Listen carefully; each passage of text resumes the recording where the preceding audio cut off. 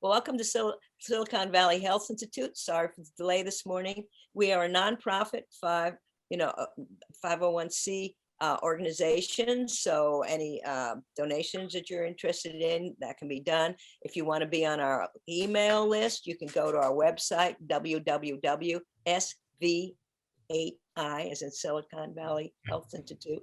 Sign up there or join our meetup group, or text me your email and we'll get you on the email list. So for future presentations, all of our presentations are online at our website. So today we're going to learn about something that's quite interesting. And we've got Carol McMakin here. So she'll talk about frequency-specific microcurrent, which is used in many modes of healing in many ways. And she'll tell you how she came across this and all the interesting things that have resulted from it. They're even showing this at anti-aging meetings, so it's being accepted widely. So Dr. Carol McMakin, MA, DC, is a clinical director of the Fibromyalgia and Myofascial Pain Clinic of Portland, Oregon. She has a BA in psychology. I can't see because all the Zoom stuff is here. From Santa Clara University, and a doctor of chiropractic from the Western States Chiropractic College. She developed frequency-specific microcurrent, we abbreviated FSM, in 1995 and began teaching courses in it in 1997. In addition to maintaining a part-time clinical practice, she teaches seminars on the use of FSM in the United States, Australia, Europe, I took it in England, and the Middle East. She lectured at the National Institutes of Health and medical conferences in the US, England, Ireland, Australia, on the subject of fibromyalgia, myofascial pain syndrome, fibromyalgia associated with cervical spine trauma, on the differential diagnosis and treatment of pain and pain syndromes, and sports injuries. She participates in clinical and basic science research on the effects of FSM on various institutions. She has peer-reviewed publications which include papers on the FSM induced changes in inflammatory cytokines and substance P, very important, as seen with the FSM treatment of fibromyalgia associated with spine trauma and the treatment of pain in the head, neck, face, and lower back caused by myofascial trigger points, delayed onset muscle soreness, shingles, and neuropathic pain. She consults with the NFL and MLB teams, therapists, players on the use of frequency-specific microcurrent in the treatment of sports injuries. Her textbook, Frequency-Specific Microcurrent in Pain Management, was published by Elsevier in 2010. The Resonant Effect, published by Penguin Random House in March 2017, describes how this is used and developed and provides case reports and frequency protocols so we can all use it once we have our training. So welcome, Dr. McMakin. Thank you very much. It's nice to be here. It's good to see everybody. The thing about frequency-specific microcurrent is that it's not just a new treatment. It's a new treatment paradigm. And it's changing medicine, and that changes lives. Most things in science and medicine change incrementally. You start with willow bark and you move to aspirin and you move to coated aspirin. You start with one thing and then you make a little change in that, and then you do that for 25 years and then you do that. FSM is an entirely new treatment paradigm. And it's ended up changing medicine and changing an awful lot of lives for practitioners and patients. So I want you to think about what would happen to healthcare if you could reduce inflammation, treat nerve pain, low back and neck pain, dissolve scar tissue, not scar tissue you need, just the other kind that sticks things together that shouldn't be stuck together, reduce stress, and increase cellular energy by 500% quickly and without drugs. What would happen? Not just to your life, but to healthcare in general. Well, we've been doing that and a lot more for 20 years. almost 25 years with frequencies and microcurrent. Right now, we have almost 4,000 practitioners in 23 countries. And that's the change that's happened in the last 25 years. So here's the history. Where did all this come from? Where did you get the frequencies? What did you do? Well, frequency-specific therapies were developed in the early 1900s by MDs and osteopaths in the US, the UK, and Germany, and they were used by thousands of physicians until 1934. Now, the problem was that in 1910, the Flexner report came out. In 1917, they said, hey, you guys really ought to pay attention to this Flexner report. By 1925, they got serious about it. And so medicine, the FDA had been created by 25. Medicine and the FDA labeled all frequency-specific therapies as ineffective fakes. Drugs and surgery were to be the only tools of medicine. Nutrition, herbs, homeopathy, and frequency therapies were outlawed. And the practitioners, some of them went to jail. Every tool that alternative practitioners use now, except for prescription medication, x-rays and surgery, was outlawed. So any physician who used electromagnetic therapies would lose his license. The devices went in the back room. Research and the history were lost because they were here in somebody's grandfather's library. Have you ever cleaned out your grandfather's library? Do you know what that's like? Do you know what this book is about? I don't know. What do we do with it? Well, we'll donate it to Goodwill or some other organization. There's not enough of them for a library, and I don't know what that means anyway. So all of the research, how the frequencies were developed, what the process was, all that was lost. And some of the practitioners were persecuted. I don't even know if this device or this gadget is what they use, but it's a picture I could find.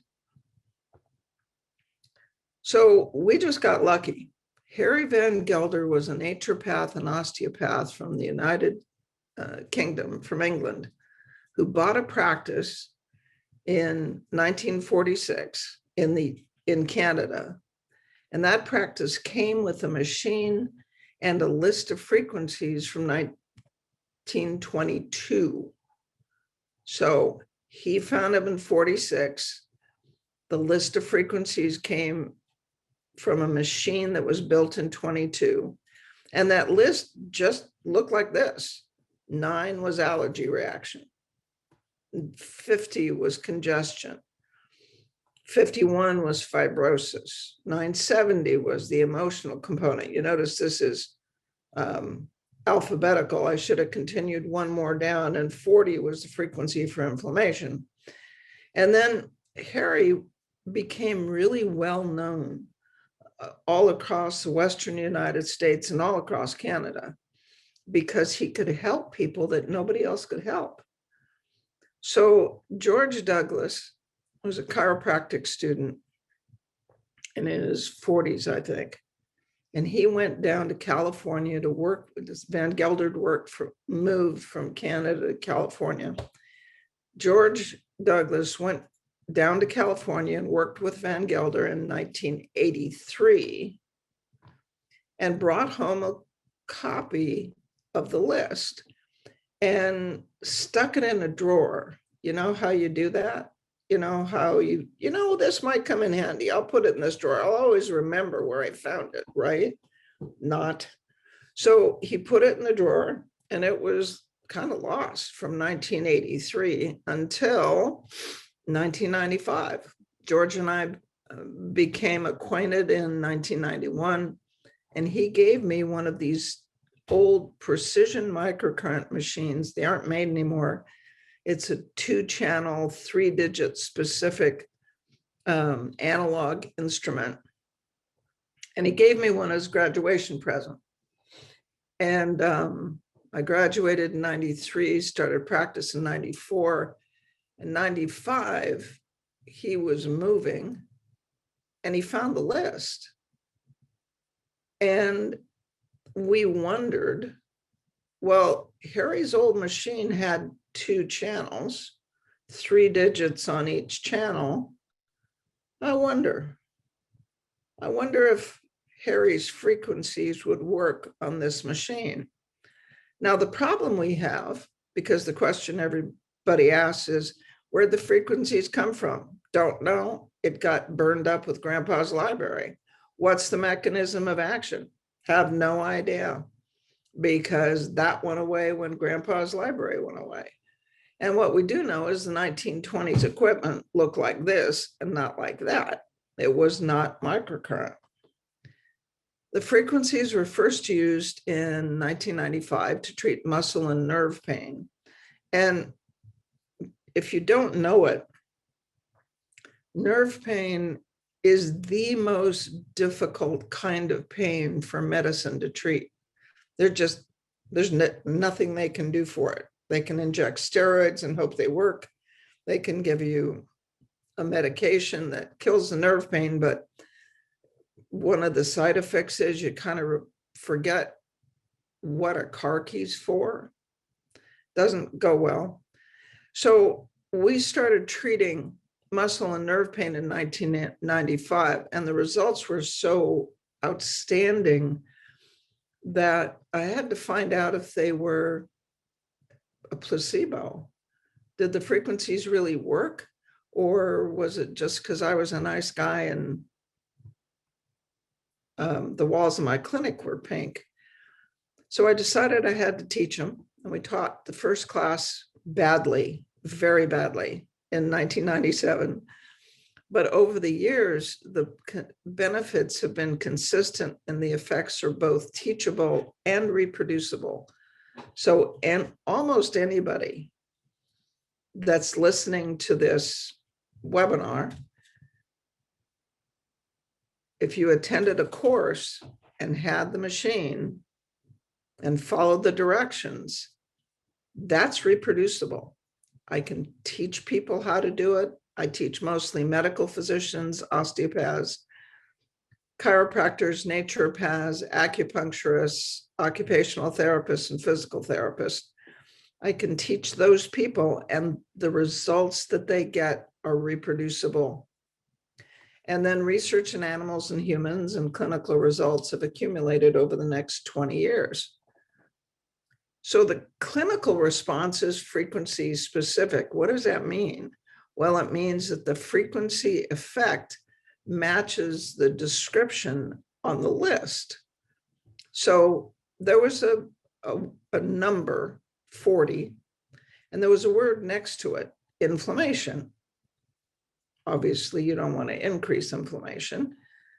And that frequency, the only thing it does is reduce pain, reduce swelling, reduce redness, all of the symptoms of inflammation, but it doesn't do anything for range of motion. There's a frequency for fibrosis and a frequency for scarring. They dissolve scar tissue, they increase range of motion, they don't do anything for inflammation. There's a frequency for hemorrhage. Now, we don't use this frequency if someone's bleeding out on the freeway, right? But if you are a Major League Baseball player and you got hit in the thigh with a line drive, it'll get rid of the bruising. If you've had surgery, it stops the bleeding and prevents the bruising. Women that have really painful periods or heavy bleeding, it slows that down. Toxicity. It's a hard one to define, but this frequency changes function and pain, doesn't cause a detox reaction, does nothing for inflammation, nothing for scarring. So the frequency response has been really precise, not just specific, but precise, even when that isn't what you expected. Kidney stone pain, gets rid of kidney stone pain. That frequency combination, it's effective in every case, but it's not useful for any other condition. So in order to stay in good graces with the FDA, FSM really doesn't make any claims about being able to diagnose, cure, mitigate, treat, or prevent any condition or disease. The use of frequencies as a therapeutic tool has not been evaluated by the FDA. That also means that the FDA does not have a position on the effectiveness of frequencies. It doesn't have a position for or against, as long as you follow the rules and don't make stupid claims. A clinician, me, I can teach it because I can present research results in any venue to clinicians or private practitioners. Now, the devices belong to a whole different company. They have a 510(k) approval in the category of TENS devices for the treatment of pain, even though they use 1,000 times, microcurrent devices use 1,000 times less current than TENS. They're not a TENS, but back when those devices were approved, the FDA said, well, you can get a whole new category for microcurrent. That'll be $250,000. Or for $10,000, you can get them approved as a TENS device. So they got approved as TENS devices. So healing takes, normal healing of an injury takes time and energy. And the rate of healing is limited by ATP, which is cellular energy production. How much vascularity, what's the blood supply to the tissue?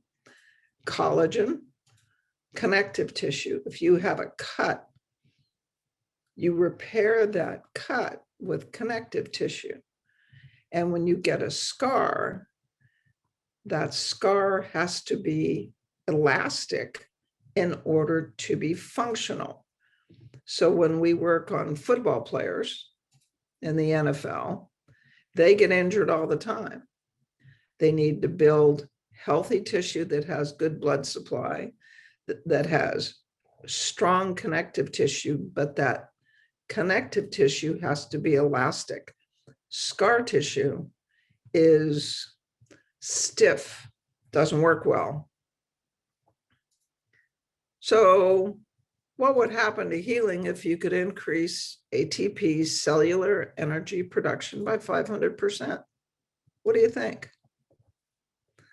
Microcurrent, this we have data on. This was done in 1982 and reproduced in 2001 and 2002 by Seegers. As long as it's below 500 microamps, microamperage current, just the current by itself, not frequency modulated, just the current, increased ATP production by 500%, increased. Now, if you give the cell 5 times the amount of energy, what's it going to do with it? Well, I don't know. It's like the cell says to itself, I don't know, what do you want to do? I don't know, why don't we make protein? We can make protein, that'd be fun. So it makes 70% more protein. It transports 40% more amino acids. In Seeger's study, she found that it increased cyclic AMP in human lymphocytes. This is in vivo. This means that it works in people. Nak Cheng's studies were done on rat skin. Increasing cyclic AMP means it works in people, and it activates signal transduction, the ability of the cells to communicate with each other.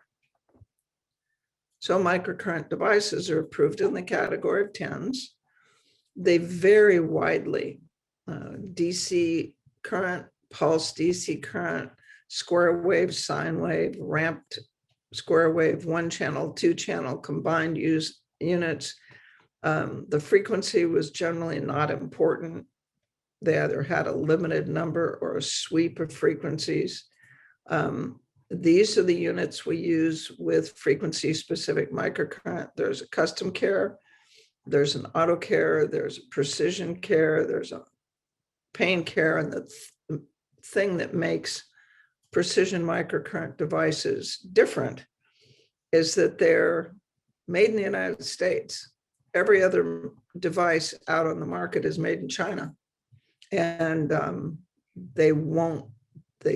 they're used here, they're sold here, but they don't meet the quality standards that the US precision micro devices meet. So this is 20 days of microcurrent, increase the blood supply. Now these are rabbits. You biopsy the bunny and then you treat the bunny for 20 days. So 5 days a week. It's what you give a graduate student at University of Washington to do when he needs a thesis. You biopsy the bunny, then you treat the bunny, then you biopsy the bunny again. And why do they use rabbits? Because rabbit skin, rabbit tissue is the most similar to humans. So vascularity increased by 39%. Collagen increased by 14%. See those little black arrows? That's increased in collagen, stained for collagen. But look at the elastin. So not only is the tissue 40% better vascularized, it has stronger collagen, and that collagen is stretchy. It's healthy.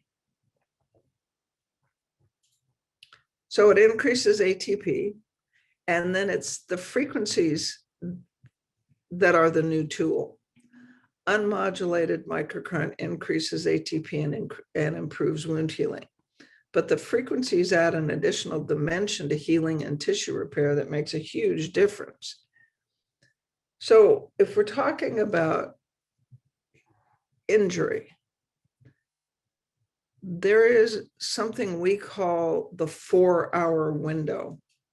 If you can get frequency-specific microcurrent to stop bleeding and repair torn tissue, if you can get microcurrent on within 4 hours, the rate of healing is cut in half.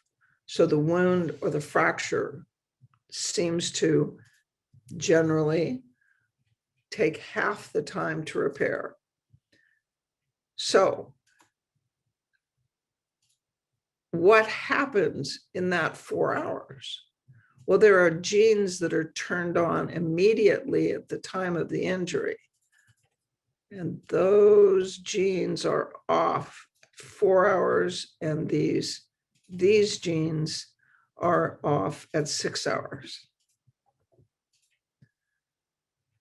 So here's the concept, here's the paradigm. We have an idea about how this works. Cell receptors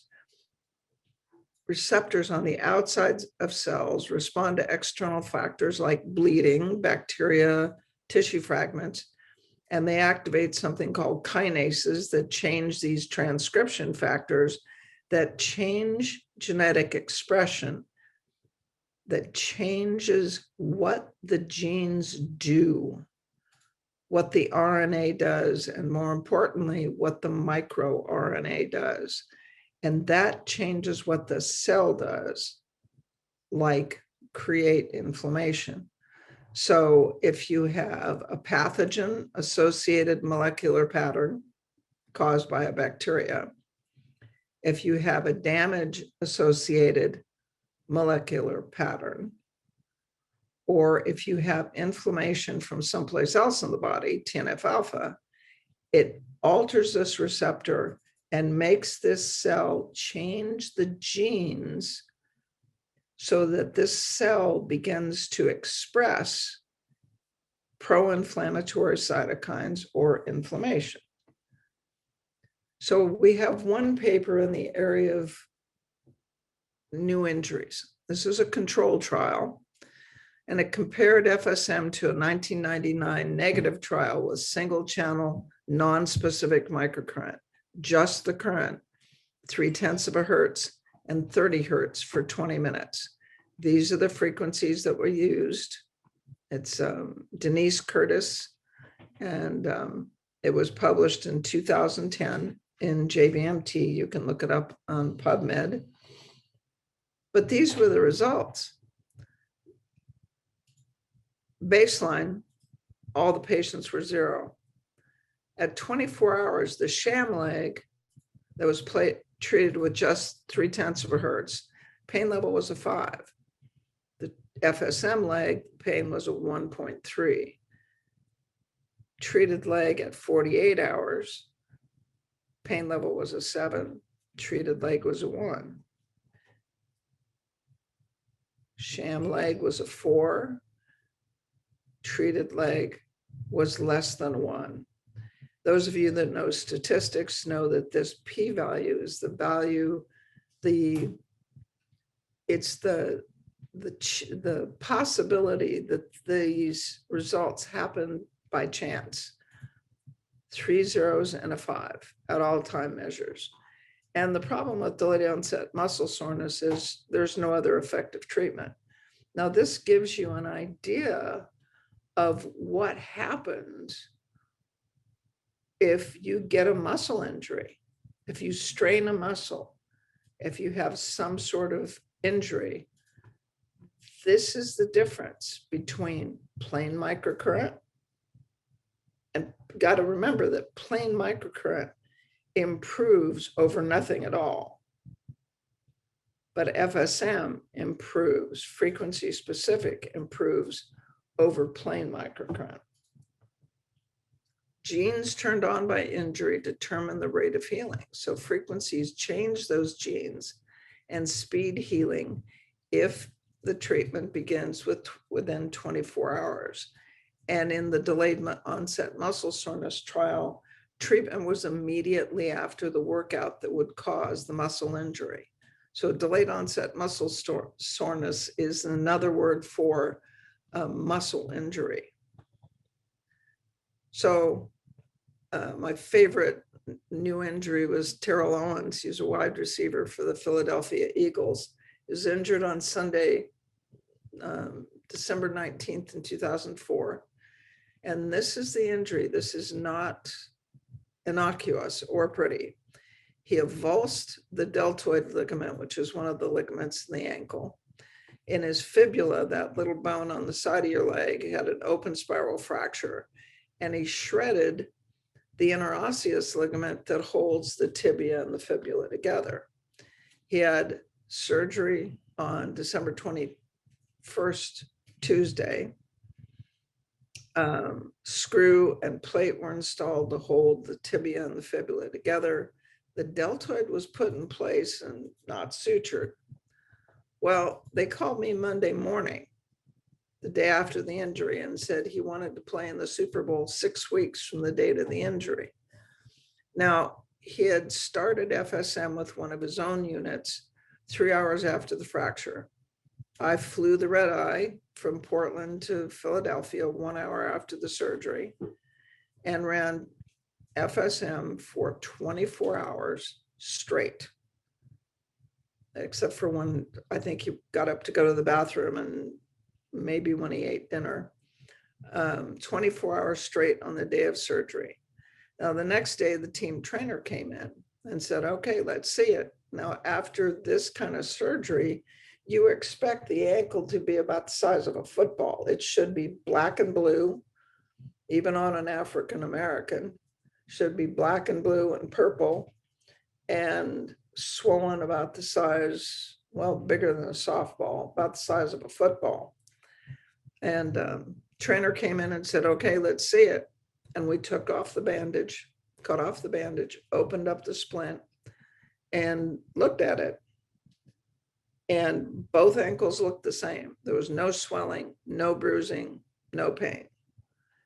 That's what this does in new injuries. It's hard to believe. It's hard to believe, but it's easy to do, tell you the truth. So he had FSM treatment 4 to 5 hours a day. I was there 5 days a week.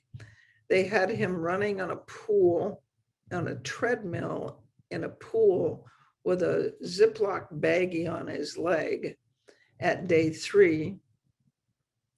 I arrived on day 6 to find him and his girlfriend out in the front lawn of his house having a snowball fight, and he was wearing sneakers, not a boot, not a cast, sneakers. They were doing proprioceptive retraining and all of the good trainer stuff.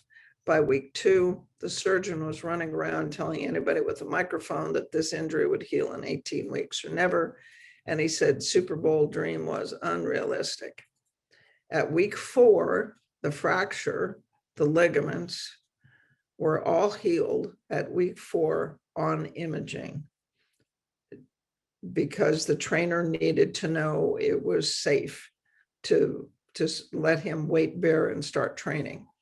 They didn't do prolo, they didn't do anything. They did see that little black spot. This is our treatment room on his couch in the living room. And there's his hyperbaric chamber. He slept in that at night. And his personal trainer is the one who called me. And his personal trainer is very specific. No white bread, no potatoes, no white rice.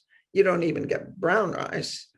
You get salmon, you get chicken, you can have grass-fed beef once a week, and you can have broccoli and certain vegetables. And that these guys, his guys were pristine with their diet and their health. So we thinned out the fibrosis at week 4. The lower leg scar tissue prevented him from running. When he got to Super Bowl prep day on Tuesday in Florida, he couldn't run. And I said to the trainer, called me and said, he can't run. I said, I'll be there tomorrow. It's just scar tissue. Don't worry about it. Because the frequencies for removing scarring were so powerful that if we remove them too early, there was a chance that the tissue wouldn't heal well enough. So on that Wednesday, we treated him for 5 hours, me and Brian Glotzbach, Terrell's massage therapist. Brian still says it felt like bloodless surgery. And he played in the Super Bowl 6 weeks after an injury that should have ended his career. I think he ran for 157 yards. I think he was MVP. And his recovery, it was pretty much judged impossible. Everybody has decided that recovery wasn't possible. And then when he joined the Football Hall of Fame in 2018, he thanked the FSM Dream Team for his recovery. It was a whole group of us. So it was pretty exciting. That's my favorite new injury story. Now, this is after a facelift. Day 1 is good surgical technique. They put in drains, they packed her in ice packs.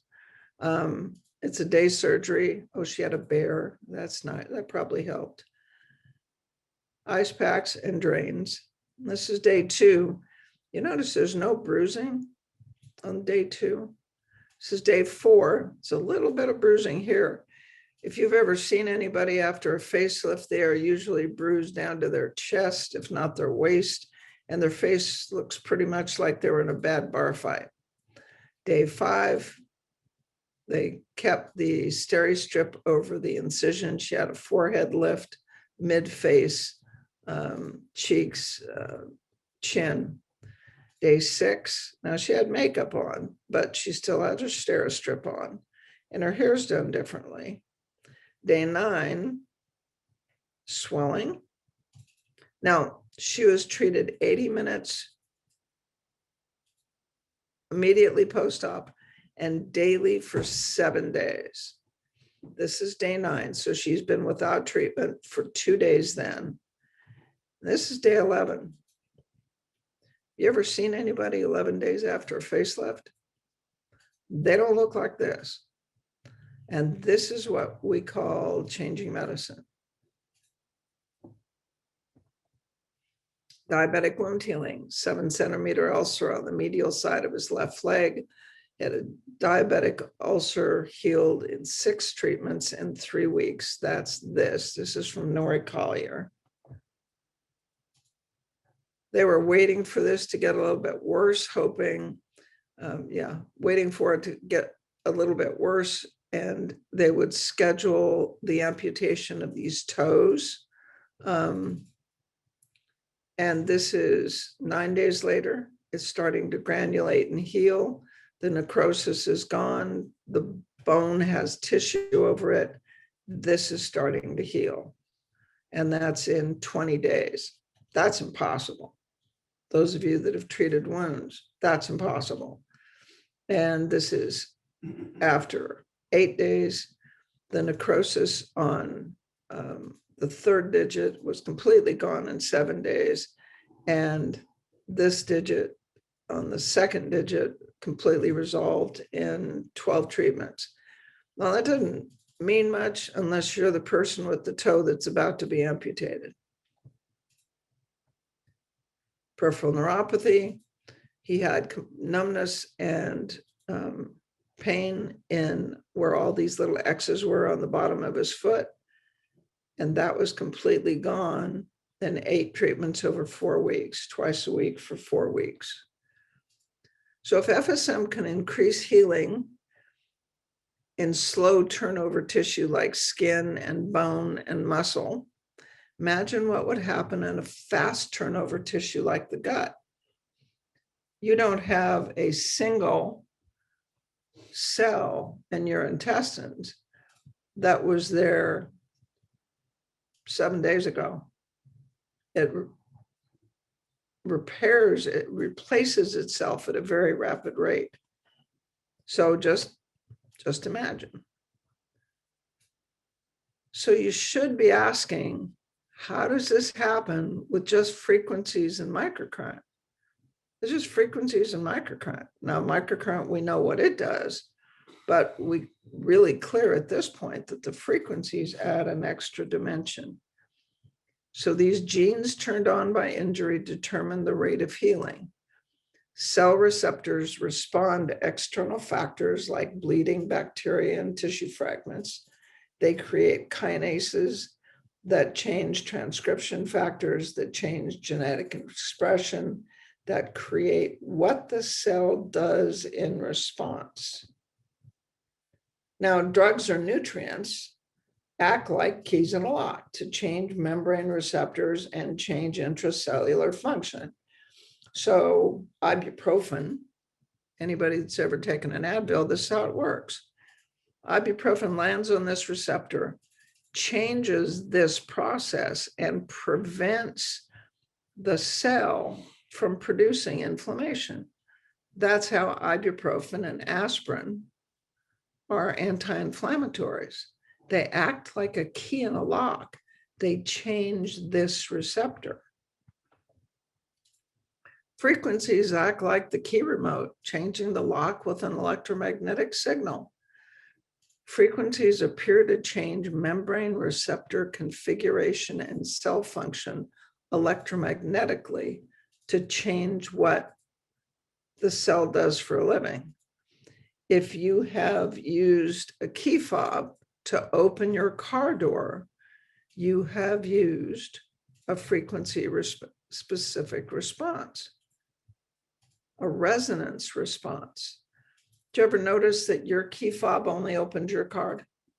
There are 6 white Subarus parked in a row in a parking lot, and you beep your key fob, and only one car beeps back. How is that? That's resonance. That's the frequency that it's tuned to. Your car makes that car respond by opening the lock. Okay?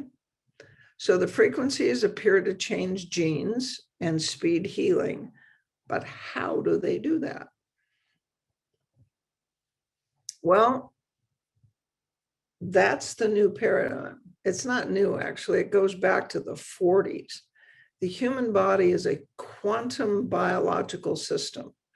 We all hear about quantum this, quantum healing, quantum whatever. What does quantum mean? Well, Newtonian physics really holds up very well for large bodies. If you drop my body off the top of a building, I'm going to accelerate at 32 feet per second, right? Newtonian physics holds together, but at very small levels, like molecules, atoms, and subatomic particles, Newtonian physics falls apart. Living tissue is biochemicals. Okay, what are biochemicals? Molecules, atoms, and subatomic particles. Do those things respond to Newtonian physics? Molecules, atoms, and subatomic particles? Not really. They're quantum. They respond on the quantum level. They're held together by electromagnetic bonds. And the thing I didn't know till I started researching how it is we do this is that every bond has a frequency at which it resonates. Now, little background here. Water lines the gel inside cells and forms structures that act like a semiconductor.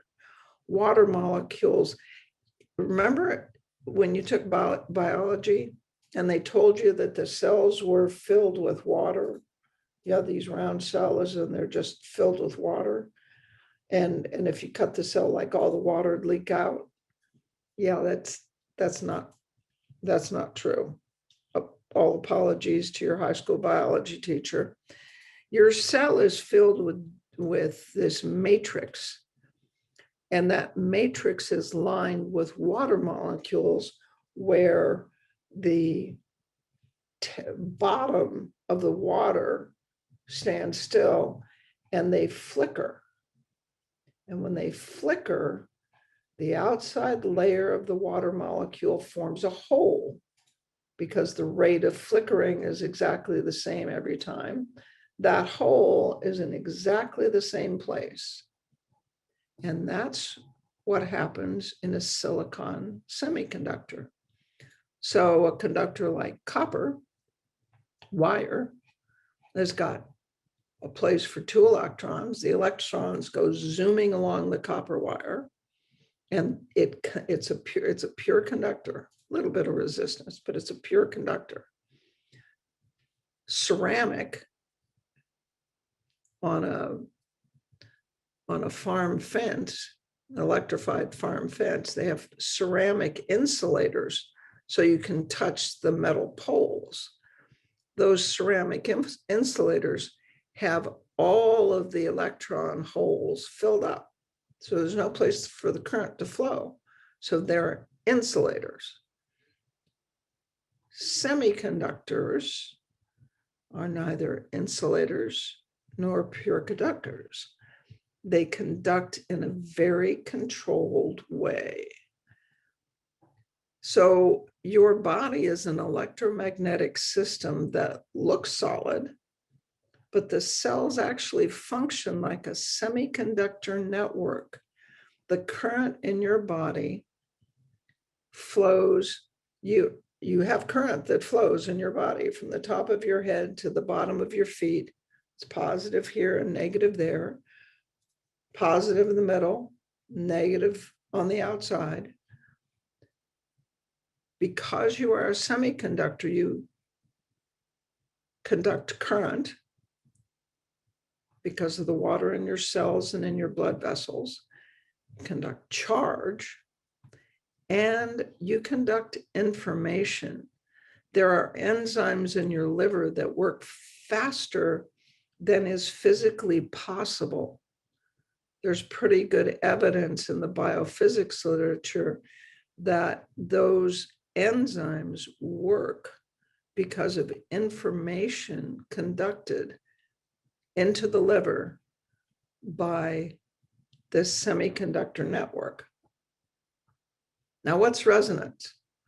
I just said that your key fob works by resonance and that frequency specific works by resonance between the tissue and the condition. Well, resonance is the tendency of a system or a bond to oscillate at large amplitudes in response to some frequencies and not others. At the resonant frequency, very small forces can produce very large amplitude vibrations.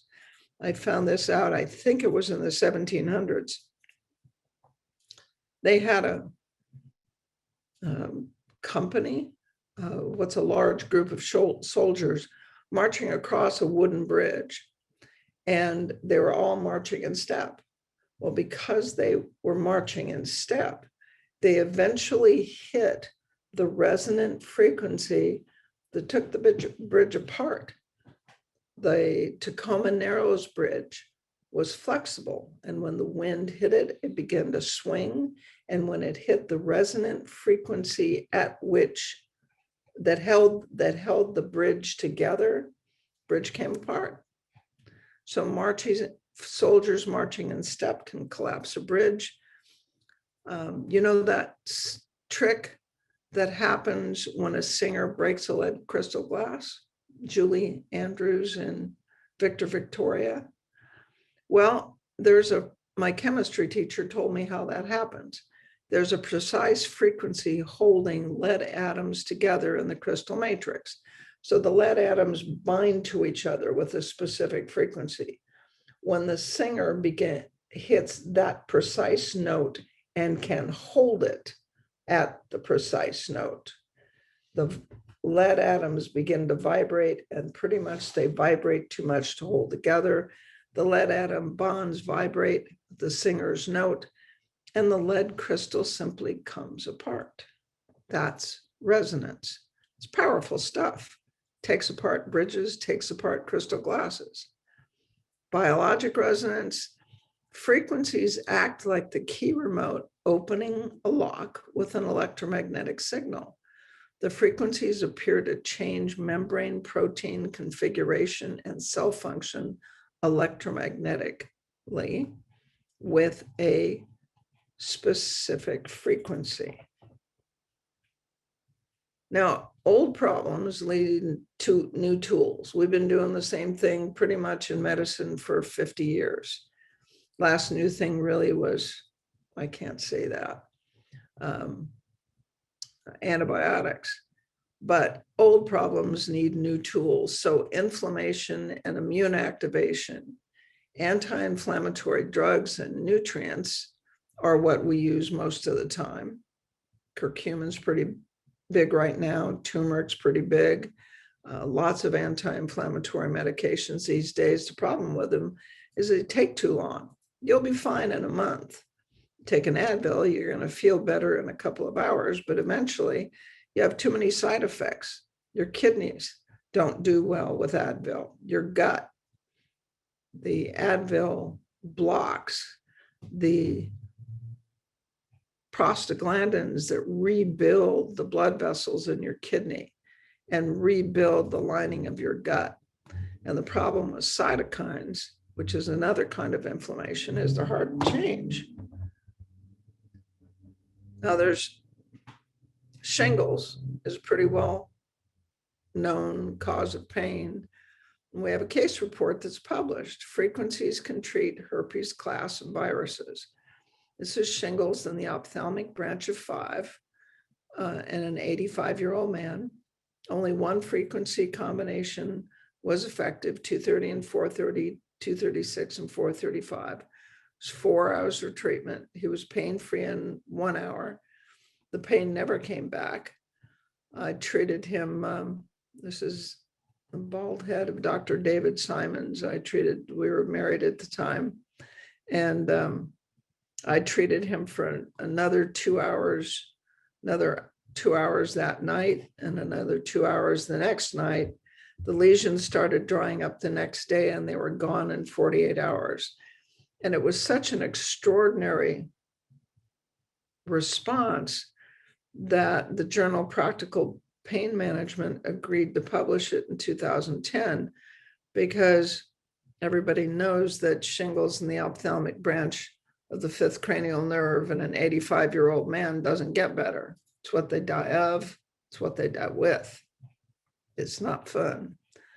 So the frequency acts as if it changes membrane protein configuration and cell function electromagnetically. It acts as if it disassembles the virus capsid. Think about this. How does this happen? How does the pain go away in 1 hour? How are the lesions completely healed in 2 days? Shingles takes 6 weeks, not 2 days. Even the antiviral medication that they give you, it takes 6 weeks. It doesn't take 2 days. How does this happen? My idea, the shingles virus is really pretty simple. It's 700, there's 2 versions of it, 746,000 Daltons and 723,000 Daltons, which is a number of proteins in it. The frequency acts as if, the only thing that explains the results is that it acts as if it actually disassembles this crystalline virus capsid. The shingles virus is really pretty simple. And it's almost crystalline in its nature because of the way, because it's small, the way it links together. So that's shingles. What if a new tool could reduce lipoxygenase-mediated inflammation by 62% in 4 minutes? Now, what is lipoxygenase-mediated inflammation? It is involved in every chronic disease that kills us. That's the short version. It just is. It's involved in asthma, dementia, heart disease, vascular disease, arthritis. That's lipoxygenase. What if you could reduce COX-mediated inflammation by 30% in 4 minutes? That's involved in arthritis. Now, the COX inflammation blockers have a problem. They reduce it too much, and it causes some serious side effects in blood vessels. FSM takes it down in 4 minutes. It lasts 2 hours. And when it comes back, it never comes back the same as it was. And we proved this. This is a blinded animal trial. Didn't get published for various reasons. 62% reduction in LOX-mediated inflammation. This is Wayne Riley at the University of Sydney in Sydney, Australia. And it was done in Vivian Reeves' lab. She's the PhD that designed the study and managed the lab. They got a 70% reduction in LOX-mediated inflammation, and Vivian shut down the lab, sent everybody home. They came back and they were all in separate rooms with the windows covered with paper, so they couldn't see each other. In all her years of doing this experiment with prescription and non-prescription drugs, she'd never seen a reduction in LOX-mediated inflammation by more than 45%. So to get 70%, she figured they were cheating. So everybody redid the study. They were super careful, and it was still 62% LOX-mediated inflammation. This causes all of the degenerative diseases. So you paint arachidonic acid on the mouse's ears. It's an inflammatory substance. They measure the mouse's ears with these little calipers. And this is the range. 40 and 116 is what the frequency that they ran. And she ran a placebo frequency where she went in and changed the machine to something that Wayne didn't know what it was running. And it was still 62%. 30% reduction in COX-mediated inflammation, which is equivalent to injectable Toradol, which is the stuff they inject into your IV at night after you've had a hip surgery. Toradol makes me bleed. I wouldn't let them inject it. but I did make the surgeon promise that I could use FSM within 4 hours of the time of the surgery. All the animals responded, and it was a 4-minute time-dependent response. Half the effect was there at 2 minutes, full effect was there at 4 minutes. And then the next section they did, only one frequency combination reduced inflammation. Just the current, same as the placebo, 40 and 116 reduced inflammation, 40 and 1/10 of a hertz, equivalent to placebo. Our frequencies, mineral deposits in bone, equivalent to placebo. Intermediate injury, our frequencies that didn't use 40, the same as placebo. So the only frequency that reduced inflammation was 40 and 116. Now, we have a precaution when we teach FSM. Body uses inflammation to fight infection, and the frequency actually overrides lipopolysaccharide, the bacterial fragment signaling, and turns the inflammation off. When the inflammation is off for 2 to 6 hours, the infection can increase while it's gone. So if 40 and 116 or 40 and 80 tissue increases pain, check for infection and take medically appropriate steps. Now, this is a precaution, but do you understand what good news it is? This is inflammation that is pretending, this is infection that isn't pretending to be inflammation. You think you have inflammation in your gums. So you go to your FSM practitioner and you have them run the frequencies for inflammation on your gums because you think it's just inflammation on your gums. So the inflammation goes away and everybody's happy. And 2 to 4 hours later, the pain is much worse. The swelling is worse. You go back to your dentist and you say, this thing's infected. That infection would have stayed hidden unless you had another way of reducing the inflammation. Everybody assumed it was just inflammation, but inflammation comes from some place. And one of FSM's benefits is that it helps demonstrate or show you what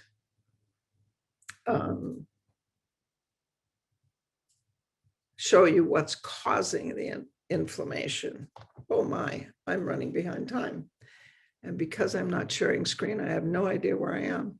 Locks and Cox inflammation are associated with all degenerative conditions: asthma, COPD, irritable bowel, Crohn's, pancreatitis, ulcerative colitis, liver disease, rheumatoid arthritis, and degenerative arthritis. And 40 and 116 reduces both lipoxygenase and cyclooxygenase.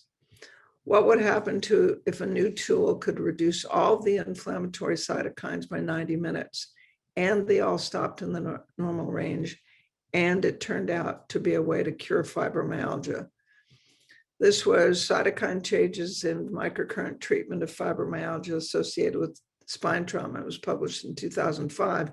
We actually did we did the work in 1999 and 2000. It took us 4 years to get the paper published because originally we put the real title on it: Resolution of Fibromyalgia Associated with Spine Trauma. And there wasn't a journal in the country that wanted to publish a paper that said that fibromyalgia could be cured. We had 54 consecutive fibromyalgia patients, 9 years chronicity. We had a blood sample data on a subset of 6, didn't differ in age or chronicity. And the control patient had myofascial pain from trigger points. So 28% of fibromyalgia patients caused by spine trauma, 28% of fibromyalgia patients have fibromyalgia patients caused by fibromyalgia caused by spine trauma. That's 2 million people. There are 6 million fibromyalgia patients in the United States.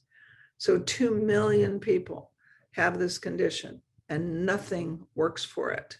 Nothing. There is no thing that reduces their pain. And for FSM, it's one frequency combination, 40 hertz on channel A to reduce inflammation, 10 hertz on channel B to address the spinal cord. You're going to have to read the resonance effect to figure out how I figured that out. The average pain level when they came in was a 7.4 out of 10. And at the end of 90 minutes, it was a 1.3 out of 10. And then how they recovered from fibromyalgia. First, you have to get the pain down. Put a contact around their neck, contact around their feet.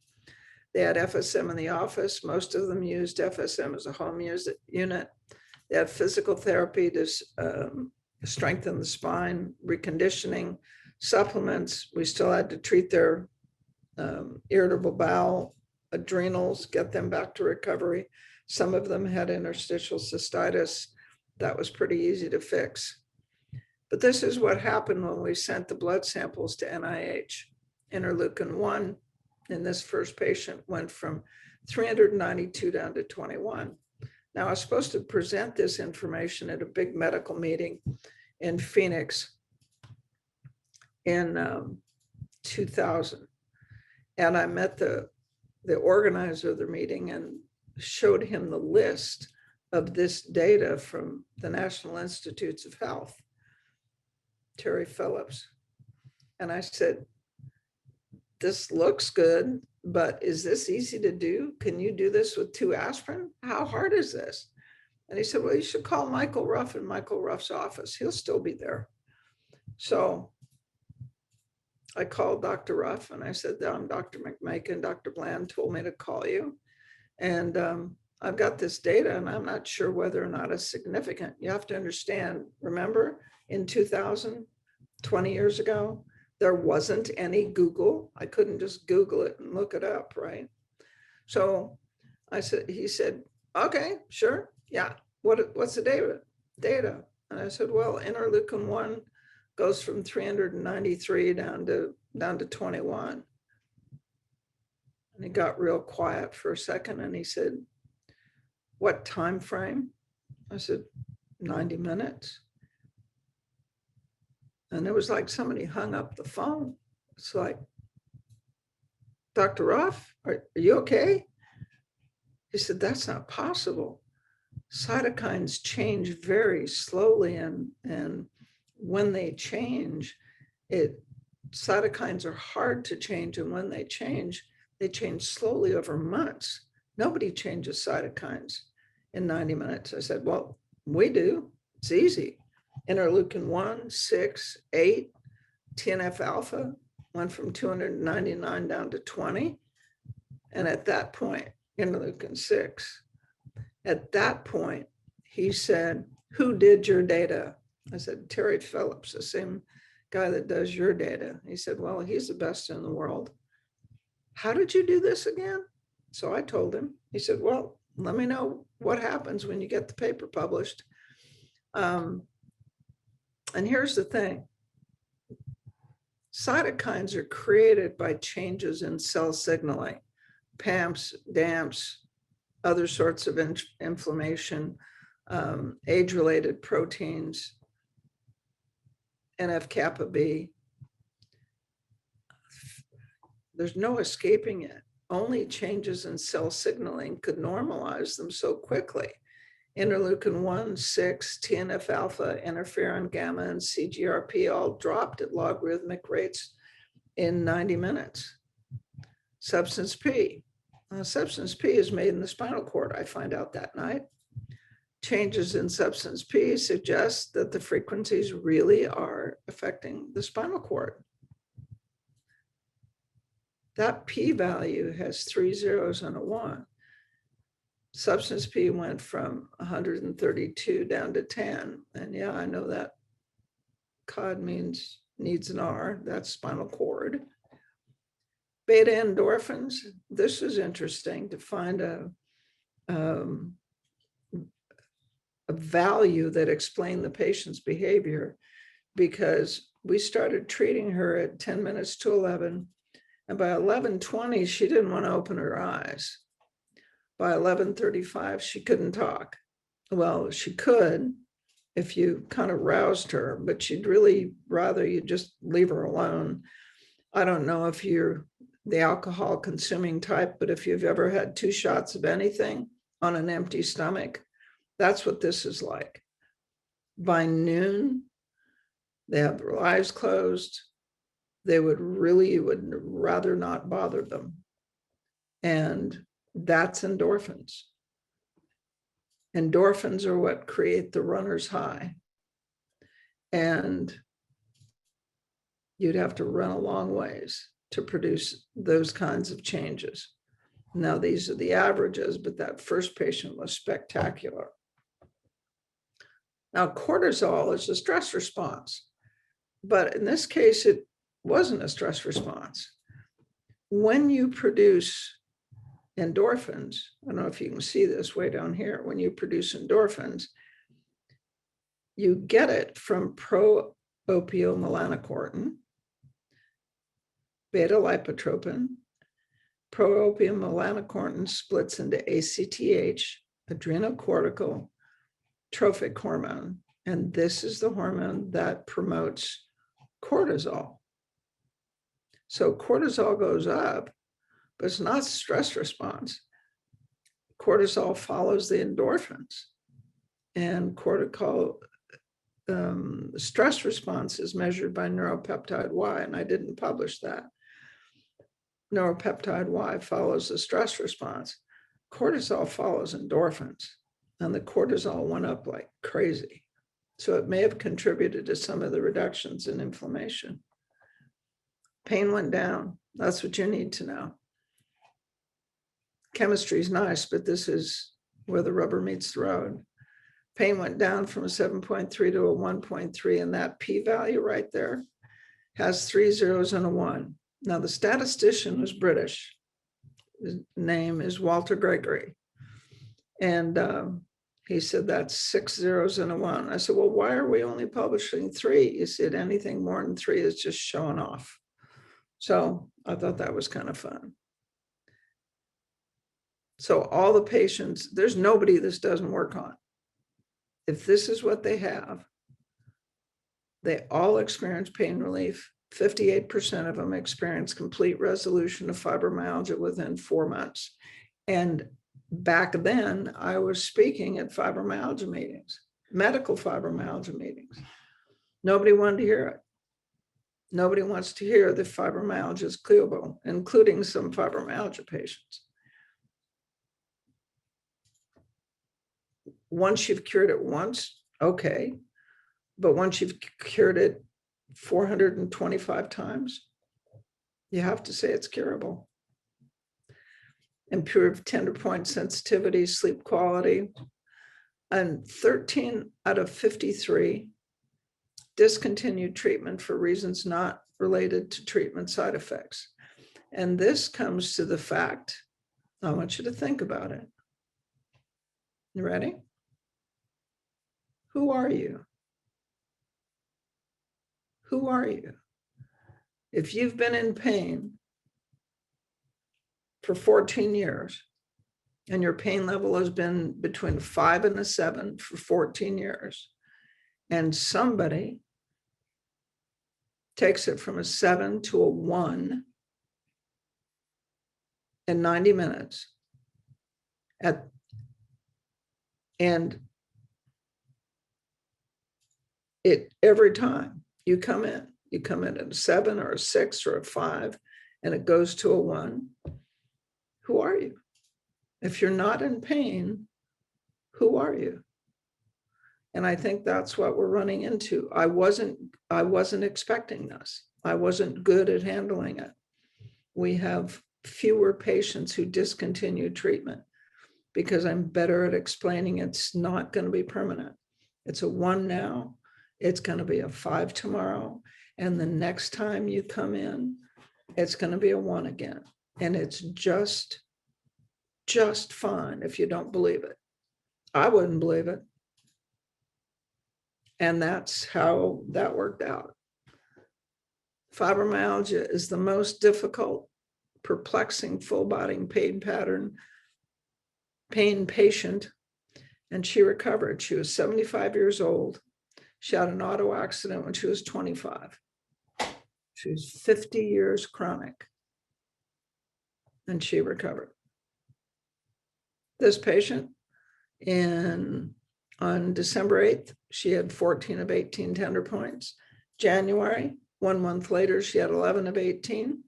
February, she had 7 of 18. She no longer met the diagnostic criteria for fibromyalgia. 11 out of 18 tender points is the diagnostic criteria. Range of motion in her neck improved. Pain medication was almost gone. Muscle relaxers almost gone. Sleeping well, no medication. Digestion improved. Irritable bowel resolved. 6-year follow-up, she was still better. So it's curable. So when you have fibromyalgia, nerve pain, muscle pain, scar tissue, pretty much treatment takes too long, costs too much, is not very effective. So we have a published paper that says we can treat nerve pain. Matter of fact, nerve pain's the easiest thing we treat. Muscle pain in the head, neck, and face, 50 cases published. Collected case report. Topics of clinical chiropractic in 1998. Then the patient, it's a case report, but the patients kind of served as their own control because 88% failed with other treatments. Took 11 visits in 8 weeks because back then I didn't know what I was doing. These days it takes about a week, maybe 2 weeks if they're pretty bad. Starting pain scale was a 6.8, almost a 7. Ending was a 1.5. Lumbar cases, 8 years average chronicity. Now you notice that the cervical cases were 5 years average chronicity. Lumbar were worse, 8 years chronicity. 87% failed with other treatments. So even though it's a collected case report, the patients were their own controls. 6 visits in 6 weeks, take their pain from a 6.8 or 7 down to a 1.5, 1.6. Fibromyalgia, they recover. Scar tissue in mature burn patients. We did a study at Mercy St. John's Burn Center in Springfield, Missouri. And every patient has statistically significant permanent increases of range of motion after 3 1-hour treatments. So there are a lot more things that we do with frequency specific. We've treated stroke patients, we've treated post-polio patients, we've treated irritable bowel, we've treated vagal nerve dysfunction, we've treated fractures, we've treated all sorts of things. And we use frequencies and microcurrent to do all of this. So frequency specific microcurrent is the new tool. If you thought the old tools were good enough, you wouldn't be here. I'm glad you're here because you should know about it. Read The Resonance Effect. You can find it on Amazon or on the frequency specific website. It's called The Resonance Effect. It's Jim Oshman wrote Energy Medicine, the Scientific Basis. He described it as it's a can't put it down page turner of a book, funny, fascinating, inspired, exciting, and altogether delightful, which was like the highest compliment I've ever been paid. You can learn how FSM started, what it does, and how it works. This is the FSM textbook. It was written in 2010, so it's about 10 years out of date. We do things differently now, but it's still a valid way to learn how to use FSM. And the best way to learn it is a 5-day comprehensive core seminar. We have 3-day pain and injury recovery module. We have a 3-day neurovisceral module for the last year. we've been doing all of these courses as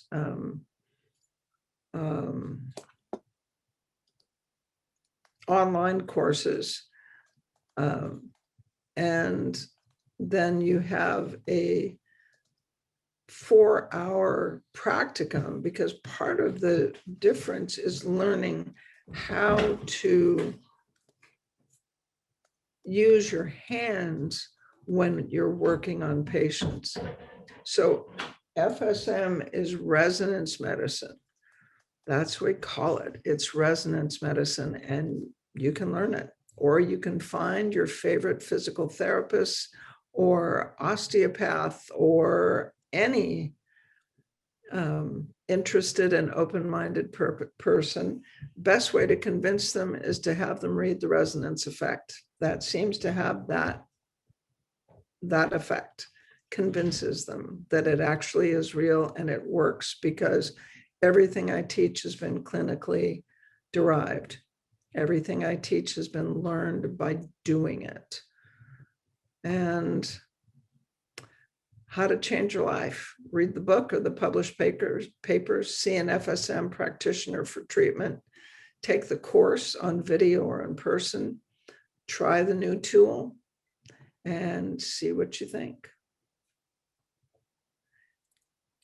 I have an opening question for you regarding if somebody lives in, let's say, the San Francisco Bay Area, where there might be, 20 or 100 FSM, practitioners. Oh, I should be so lucky. Yeah, but if somebody lives in, let's say, rural Florida or, the sticks of Montana, what is the cost of buying a unit? Well, that's the thing. The company that sells the unit is owned by Dr. George Douglas, the one that got the frequencies from the osteopath. And company policy, just giving the device. Some companies are just in the business of selling gadgets. We're not that company. Giving somebody the device is like putting an Uzi in the hands of a 3-year-old. So that company, Precision Distributing will not sell a device to someone who has not taken a course. So you can take a course as an educated, interested patient, layperson, bus driver, whatever. I teach the course to medical standards, but if you can keep up, you take the course.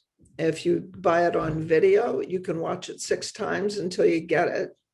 And then you can buy what we call a custom care, is the unit that most people use. I use it at night on myself with a magnetic converter. And that's how you do it. You can look up a practitioner if you have something that's difficult to treat, like inflammatory bowel disease or asthma. Asthma is actually pretty easy, but you can have a practitioner treat you, and you can buy the unit from the practitioner. If you want to buy it yourself, you have to buy the course, and the courses are not inexpensive. The 3-day modules are probably the most inexpensive way of taking it. The 5-day course gives you the whole thing, and it's like drinking out of a fire hose. Can you do these online? I do these, online. What's the word I want, Kevin, for live stream? Is live stream that? Yeah. Zooming or live stream? Yeah, live stream. We live stream them. I do practicums, and then as part, the course is $1,500, but $500 of that goes to the practicum instructor that will give you a hands-on experience, show you where to put the connections, how to use the machine, how to connect the machine. There are videos about that. In the last year, we have completely redone all of our education material to be live stream. We have videos on how to connect the devices, how they work, all of that kind of stuff? That's a really good question. I have a question. Lou. 24 questions. Okay. Does this work on non-diabetic neuropathy? Depends on where it came from. Feet. Where we know. Do we know? No, not really. Okay, so here's possibly it's a side effect of medication over the years, but that's just a guess. If it is one of the possible side effects of that medication, it's probably caused by that. The answer is maybe. We have a frequency combination for diabetic neuropathies caused by chemotherapy. The medication, I'm not sure. They'd have to figure out what the medication does to the nerves and the blood vessels. Diabetic neuropathies are not caused by damage generally to the nerves. They're caused by damage to the blood vessels. So you figure out what the problem is, and then you fix it. A lot of idiopathic diabetic neuropathies, or idiopathic non-diabetic neuropathies, I call them idiot neuropathies, because they're only idiopathic because nobody took time to think about what caused them. For example, there is a gene that makes B12 and B6, different genes, but there's a gene that makes B12 from B12 into the active form of B12. There is a gene that makes folate into the active form of folate. There's a gene that makes B6 into the active form of B6. If you have incomplete versions of those genes, you can't activate the B vitamins that you take that make the nerves function properly, and it shows up as peripheral neuropathies. So if you came to me, I would treat you for sure, but I would also make sure that we had genetic testing to make sure that you could methylate B12, methylate folate, and phosphorylate B6. And if no one has done that for you, then you have not been diagnosed. Correct. Symptoms do not come from space. Everybody listening, I want you to repeat this. Symptoms do not come from space. So they come from some place. Now, I don't know that it comes from B12, folate, or B6, but that's a good place to start because that's something I know about. Does that make sense? It makes sense. Yeah, I'd be willing to give it a try, because the ones with medication, the problem is that the medication uses up or depletes a vitamin usually, or a substance that nerve needs to function normally, right? Right. Yeah. You have to replace what that medication is depleting. Sounds right. Yeah. So what I do is find somebody that thinks we have some wonderful practitioners across the country. Not all of them are listed on the practitioner list because they didn't want to pay $89 for it. But if you call our office, if they're not listed in your area, if they are listed in your area, give them a call and find out if they're willing to treat a medication-caused neuropathy and see what they say. Then does any of this work on tinnitus, ringing in the ears? Oh, I wish, because I've got hearing aids for my tinnitus. Tinnitus is like phantom limb pain. I have a friend that's an audiologist. It's like phantom limb pain for your ears. Now, if you cut off your leg, a lot of people will get what it's called phantom limb pain. And that means that that part of your leg is represented in your brain, and your foot that isn't there itches or hurts, especially at night. Okay. Right. Yeah, I'm familiar with that. And the kind of thing, thing. and we can treat phantom limb pain, by the way. It's not that hard. And I sound kind of silly when I say that, but there you go. After you've done it 10 times and it never fails, then what? So the thing with phantom limb, with tinnitus, is we lose, as we get older, we lose high frequency hearing in our ears. And that high frequency hearing that doesn't get to the brain, it's like you cut off those nerves. It goes to the brain and the brain starts basically humming to itself. But mine's gone away whenever I've gone into a hospital. The tinnitus vanishes. The day I finished my memoir after 9 years of writing, it vanished. One time when I was going to shoot myself from the tinnitus being too loud, I asked God to take it away, and it stayed away for 2 days. So it's not just loss of high pitched frequency, which I have in my 70s, it's something else. Okay, then let's figure out the way FSM works, the way I teach it. What tissue is it? What's wrong with it? Yeah, right. So with you, it's central processing. If you can affect it with your mind or with some other, something, we can give it a shot. That'd be pretty fun. Is your phone number on your website? You don't want to try and call me. Well, you said to call you. For a local practitioner. Oh, for a local practitioner, call the office. It's 360-695-7500. And the website is here, frequencyspecific.com. Oh. Right. And you might also want to start off by just going to their website and putting in your zip code and just finding out how many practitioners are in your immediate area, and then introduce yourself and ask if they've got any experience with the kinds of conditions you're most interested in. It's a good idea. Thank you.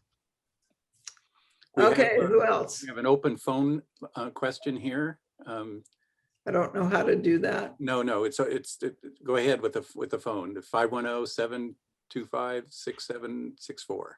Am I supposed to? Hello, Hi. Can you hear me? Yes, speak a little bit louder. Okay. Yes, I was wondering if this is effective for people who have complex regional pain syndrome. Yes, that's one of my favorite things to treat. Uh-huh. I know. That's probably the first time you've ever heard that. Say that again? I said, that's probably the first time you've ever heard that. Oh. How long have you had it? I have like a non-typical sort of mild case of it. I've had it for 18 years.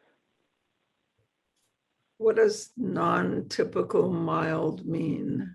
It means that it's not extremely painful, like the people who sometimes, if you have a full-blown case of it, just brushing the skin with a feather is excruciatingly painful. I've never had it to that degree. Does your skin change temperature? It's very temperature sensitive. So one leg gets is it leg or arm? It's a foot that I injured, and then it affects both feet in certain circumstances. It is true. It's true. So you injured one foot and it spread to the other foot? Yes, like I have to drive with hand controls because the vibration of the vehicle on the bottom of the floor, it bothers my feet, especially. But you injured one foot and it spread to the other foot. Now both feet have problems. Yeah, but the injured foot is always the worst. Worse, right? The place that it spreads is in the brain. The sensory cortex is what we treat when that happens. Not everybody treats complex regional pain because it's tricky, but it would be worth a try. I never guarantee anything because FSM is the essence of clinical research. We have a sort of a set pattern. You can find, if you go to YouTube, if you go to our website, right? It's frequencyspecific.com/RSD. So we have a picture, a video of me filming somebody who has RSD, serious type, that he's had for 13 years. And that's the standard protocol. What we do with you would be different. The place where it switches sides, where it goes to one side, that happens in the brain. And so it happens in the thalamus and it happens in the sensory cortex. So what I do with you would be to treat the original injury, treat the nerves, and treat the sensory, the whole pain pathway, the nerve, the spinal cord, the thalamus, and the sensory cortex, and see what happens. I mean, there's no guarantees to anything. Yeah. Be worth a try, though. It's not like anything else has helped. It's not like anything else. I also asked, have you used this at all with people who have electromagnetic hypersensitivity? Yeah. There's a frequency for it, but it's usually something else about their nervous system.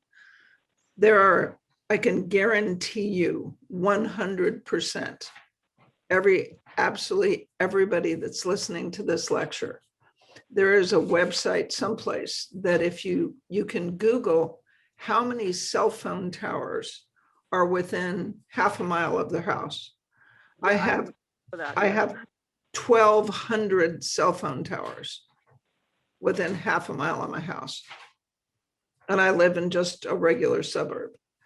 So the sensitivity has to do with your nervous system and how it reacts to EMF. We do have a frequency to it. We can reduce the sensitivity. It's not a one-time fix. It's not a one and done. You need to be able to buy a unit and treat yourself at home, but we can do that. Let's move on to admin. Hi, admin. You still here?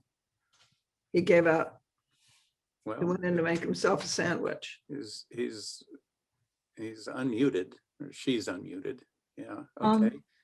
May I ask with my hand up? Yeah. Thank you.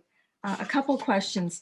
The first one is, in choosing a practitioner, is it their ability to troubleshoot your situation and thus prescribe the appropriate frequency, or what could I use to just be more discerning about a practitioner when I find some people in my area? What kinds of things can I look for to find the best practitioner? My second question is, you mentioned hip surgery and how you had, I think it was you, who had some kind of immediate FSM afterwards.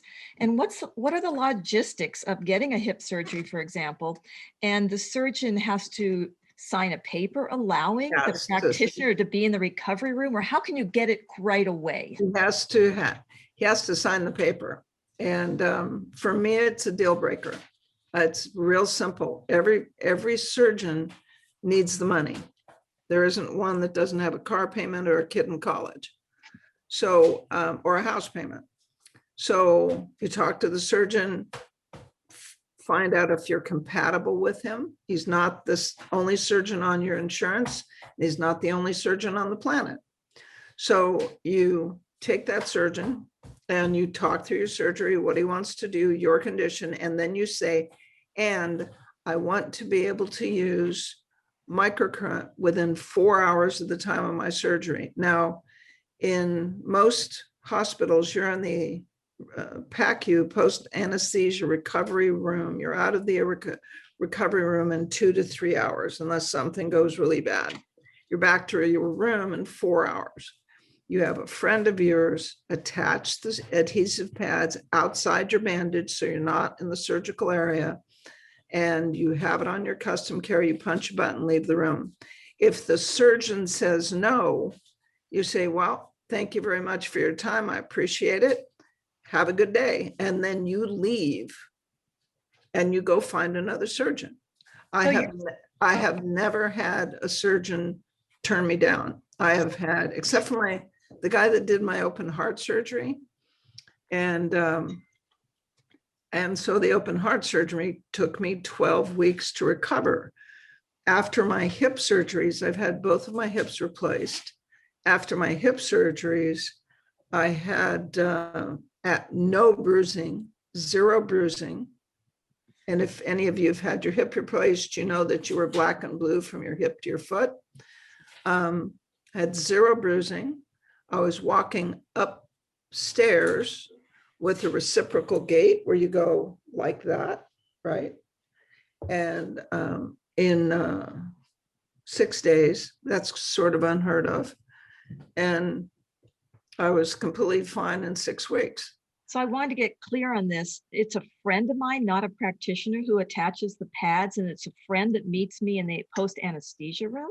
No. They don't do anything in post anesthesia. Oh, okay. I didn't understand. It's when you get back to your room. They aren't doing surgeries as a day surgery. They aren't doing hip replacements as a day surgery. I believe I've had a friend get a couple hips done locally, and if everything went right, I think that's insane. I don't know. Okay, let's just say you're not. I don't know.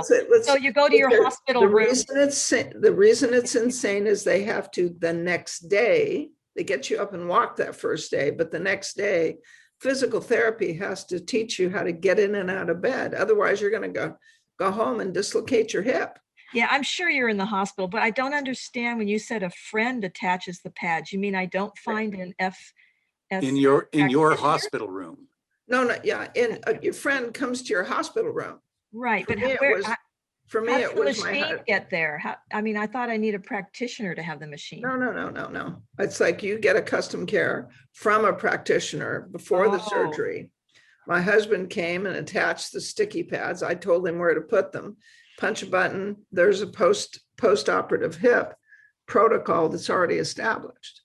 And most of that time is spent, it runs, I think, 2 or 3 hours. And most of the time is spent stopping bleeding, because hip surgeries bleed a lot.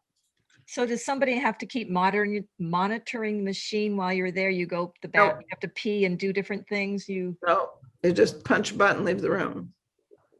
You're just, you get up to go to the bathroom, you put it in the pocket, in the shoulder pocket on your hospital gown, and go to the bathroom and get back to your bed. And because by then they will have shown you how to, there'll be a nurse with you. Now, here's one thing. When my husband had a hernia surgery, the surgeon tried this trick. Oh yeah, sure, you can do it. And I said, by then, I used to be a drug salesman, so I know hospital procedure. I said, no, you have to put it in writing. And my hip surgeon tried the same thing. Oh yeah, sure, you can do it. No, Chris, you have to put it in writing. And so that's why I wanted to ask you is, do I make my own letter or form, or do they make it? He has a form that he sends with you. And my hip surgeon put, okay to use weird chiropractic electrical gadget. And I went, okay, that works for me. And it worked for everybody else, made him feel good. For George, the guy was more conventional, okay to use TENS unit. And the protection that they have is that TENS units are approved for use in hospitals. As weird chiropractic device, that's more politically correct in a hospital. Yeah, right, probably. But TENS units are have FDA approval. FDA approval to be used after surgeries to reduce pain and improve outcomes. So that's pretty cool. And would you think that using a machine before the surgery would bring the body into the best placement? I don't know. I use it every night. It's like I use it all the time. I don't know. I'm 74 years old. The only thing that makes my hair gray is my hairdresser. I made him, yeah, well, that's another story. But well, choosing a practitioner, that was my other question. Thank you very much. Tips. Call them and find out if how much experience they had, if that is their preferred modality, when they were trained, when the last time they went to a seminar was. That is all on the website too. When you go to frequency specific practitioner, how do they get to the practitioner list? It's on the main menu. /find. Oh, /find. It's on the main menu. The link to it is on the main menu. Yep. It's not hard to Oh, find. Stephen pays attention. I actually used it already. You used it already. All right. Yeah, I found out 5 practitioners in the South Bay Yeah, there's in a lot 5 of, minutes. in San Francisco. We have a good group there. We've got a great group in Chicago. We've got good groups in various places. The flyover, say the Southeast, they're just not interested in anything new. They just don't. And it's like, okay, sorry, everybody in Louisiana, sorry. So no more hands? Well, I have a question about, well, there's one that's 2 different conditions here. And the first one I wanted to ask about is, are you familiar with its use in conditions like psoriasis? Yes. The thing with psoriasis, there are 2 things. There are 2 parts about psoriasis. One is you have to treat the thing that the patient wants to have treated, which is the skin. The other thing is you have to treat what's causing it. And psoriasis is an autoimmune disease. Every autoimmune disease is caused by the basically dysfunction in the vagus nerve. The vagus nerve has as its job to suppress the immune system. It suppresses T cells and it suppresses macrophages. And if you look up psoriasis, it's caused by problems with T cells and macrophages. So it's not possible to have an autoimmune disease without a problem with the vagus. Well, we know we can treat the vagus. So we treat the vagus, we treat whatever caused the vagus to go wrong. So the vagus is made haywire by infection, stress, and trauma. So we go back and we work on infection, stress, or trauma, turn the vagus back on. That slows down the autoimmune response. And then, since most psoriasis patients are on medication, then it's talking 6 months or a year to see if you can wean them off that medication that they're on. This isn't a one and done fix psoriasis, but we can fix the skin. We've done that before. But treating the problems with the vagus and the immune system, we treat the immune system too. That makes sense. And I want to ask another question, I guess a little bit indirect in terms of, do you know of any protocols that any of the people that are using your technology have used for treating cancer? I don't know, because I tell them not to, every single class, without any exceptions. We just flat out don't. So there's 2 things. One is, if I treat your pain, back pain, nerve pain, whatever kind of pain, if I treat your pain, it's just pain. I don't mean to be unsympathetic, but it's just pain. It interferes with your quality of life, but it isn't going to kill you. It's just pain. If I treat your cancer and I do something wrong because I don't know what I'm doing, we don't know enough about the process. We aren't trained in it. Even the MDs don't play with it. And if I do something wrong treating your cancer, you may not have time. If it makes the cancer worse, you may not have time to get over it or on top of it. So, and the other reason, obviously, is that every successful alternative cancer therapy is chased out of this country. They've done it to Brzezinski. They've done it to every single one. Lives in the Bahamas or Mexico. And I like living in Portland, so I'm going to stay here. And I don't feel very comfortable killing people. So yeah, no, we don't do that. We can treat radiation scar tissue, radiation burns, and chemotherapy nausea and chemotherapy side effects. I can treat the side effects of traditional cancer therapy, but I can't treat the cancer. Once they've removed the cancer surgically or declared you cancer-free, I can treat all of the chaos and the mess that they create, but I won't treat the cancer. Muriel? Makes sense. So then asthma is related to some kind of problem with the vagus nerve. Well, yeah, I mean, asthma so far, knock on wood, has been pretty easy to treat. Not all of asthma is autoimmune, but yeah, we have a protocol that's been useful for asthma. You should read the resonance effects. That was one of the first visceral treatments I ever learned about, and it blew me away. Okay, thank you. And thanks, Steve, for asking my other question. Yeah. Oh. Sean? Oh, hi, thank you. Thank you so much for your presentation. Oh, good. Very, very informative. And as a long-term chronically ill person with fibromyalgia, among my diagnoses, it's been very uplifting and an interesting paradigmatic shift. So my question is, at this point in your career, how interested are you with collaborations with other institutions? Because in the Bay Area, for example, at Stanford, there's a lot of researchers trying to crack the puzzle that is fibromyalgia and chronic fatigue syndrome, post-treatment Lyme, and they've recently developed a nanoneedle device as a diagnostic tool to look at electrical impedance in PBMCs. I've paid my airfare to do study designs to more places than I care to think of, and none of them end up getting funded. But I was trained at Santa Clara, which is about 30 minutes away from Stanford. My dad went to Stanford, so I'm okay with that. I'll come down and play. How did you get your fibromyalgia? That's the other thing. They think it comes from space.